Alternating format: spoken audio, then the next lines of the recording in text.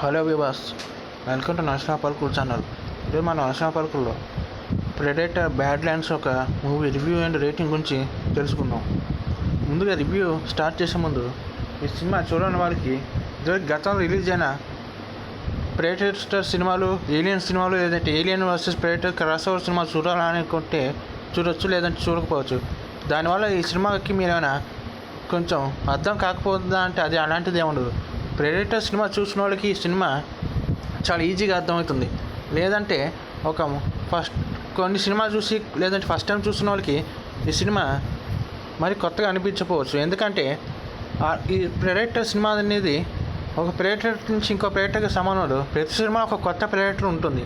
అందుకని ఈ సినిమా చూసే వాళ్ళకి మీరు నిస్సందేహంగా ఖచ్చితంగా వెళ్ళి చూడవచ్చు. ఎందుకంటే గతంలో వచ్చిన ప్రెడేటర్ సినిమా చూడకపోయినా ఈ సినిమా మీకు ఖచ్చితంగా నచ్చుతుంది. అలానే స్టోరీ పాయింట్ కూడా చాలా యూనిక్గా, అలానే ఈ సినిమాకి వచ్చే సినిమాకి పోలిక కాకుండా అసలుకి ప్రీవియస్ సినిమాలు చూడాల్సిన అవసరం లేకుండా మీకు ఖచ్చితంగా ఎంజాయ్ చేసే విధంగానే ఉంటుంది. సో నా సలహా వచ్చి మీరు గత సినిమాల ఎక్స్పీరియన్స్తో వెళ్ళకపోయినా ఈ సినిమా మీకు ఖచ్చితంగా నచ్చుతుంది. సో ఇంకా వెయిట్ చేయకుండా సినిమా రివ్యూ గురించి మొదలు పెడదాం. ముందుగా ప్రెడేటర్ బ్యాడ్ల్యాండ్స్ వచ్చి ఇది ఒక ప్రీక్వెల్ సినిమా అనొచ్చు, లేదంటే ఒక స్పిన్ ఆఫ్ మూవీ అని, లేదంటే వర్షన్ అని, కొత్త మంచి రీబిల్ అని చెప్పచ్చు. ప్రెడేటర్ బ్యాడ్ల్యాండ్స్లో ఒక ప్రెడేటర్ వచ్చి కొన్ని అనివార్య కారణాల ఒక గ్రహం మీద వెళ్ళటం, ఆ గ్రహంలో వేటగా ప్రెడేటర్ లాగా బతికే ప్రెడేటర్ అనుకోని విధంగా తనకన్నా బలమైన జంతువుల వల్ల ప్రేగా మారే అవకాశం అవటం, తనకన్నా బలమైన జంతువులు ఉన్న గ్రహమైన ప్రెడేటర్ ఎలా బతికింది, అసలు ఆ ప్రెడేటర్కి అంత భయంకరమైన జంతువుతో ఫైట్ చేసి బతకాల్సిన అవసరం ఎట్టా వచ్చింది.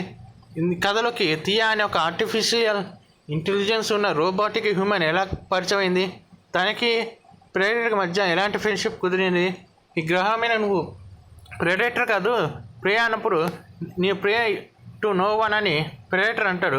అసలు అలాంటి అనాలిసిస్ అర్థం ఎట్టా వచ్చింది, ప్రెడేటర్ ఇలాంటి కష్టాలు తట్టుకొని ఎలా బతికాడు, అసలు క్లైమాక్స్లు ఏమిటి అనేది ఈ సినిమా కథ. ఈ సినిమా ఆద్యంతం చాలా అద్భుతంగా ఆహ్లాదభరితంగా ఉంటుంది. ఈ సినిమాలో వచ్చి ఒక యంగ్ ప్రెడేటర్ని చూపిస్తారు. అది చాలా యూనిక్గా, డిఫరెంట్గా ఉంటుంది. గత సినిమాలతో పోలిస్తే ఈ సినిమాలో ప్రెడేటర్ లుక్స్ అనేది చాలా యంగ్గా, కొత్తగా, న్యూ డిజైన్లో అనిపిస్తుంది. ఈ ఫోటో చూసిన వాళ్ళు ఎవరైనా ఈజీగా అంటారు. అలానే ఒక హ్యూమన్కి అలాంటి రోబోట్కి ప్రెడేటర్ మధ్య ఫ్రెండ్షిప్ కుదరటం అనేది దాదాపు ఏ ప్రెడేటర్ సినిమాకు జరగలేదు. ఇది కొత్తగా అనిపించవచ్చు. కానీ ప్రెడేటర్ సినిమా చూసే వాళ్ళకి ఇది పాత ఆడియన్స్కి మాత్రం చాలా కామన్ పాయింటే. అలానే సినిమా పాతగా బోరింగ్ ఉందంటే అది కాదు.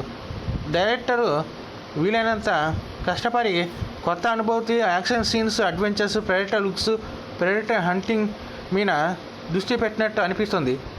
ఒక ప్రెడేటర్ ఫ్యాన్స్కి ప్రెడేటర్ హంట్ చేసే విధానం చాలా ఇష్టం. అందుకే ప్రెడేటర్ క్యారెక్టర్కి అంత పాపులారిటీ ఉంది. అలా అంత పాపులారిటీ సంపాదించే క్యారెక్టర్ ప్రెడేటర్ ఎలా వేటాడుతున్నాయనేదే ఈ సినిమాలో డైరెక్టర్ ఫోకస్ పెట్టారని చెప్పచ్చు. ఎందుకంటే ప్రెడేటర్ సినిమాలో action scenes, violent scenes, killing scenes చాలా అద్భుతంగా, వైలెంట్గా, చాలా భయంకరంగా ఉంటాయి. అందుకని ఈ సినిమా చూడాలనుకునే వాళ్ళు ఈ సినిమాని ఖచ్చితంగా చూడవచ్చు. ఈ సినిమాకి నేను ఇస్తున్న రేటింగ్ 7.5/10. సినిమా చాలా అద్భుతంగా ఉంది.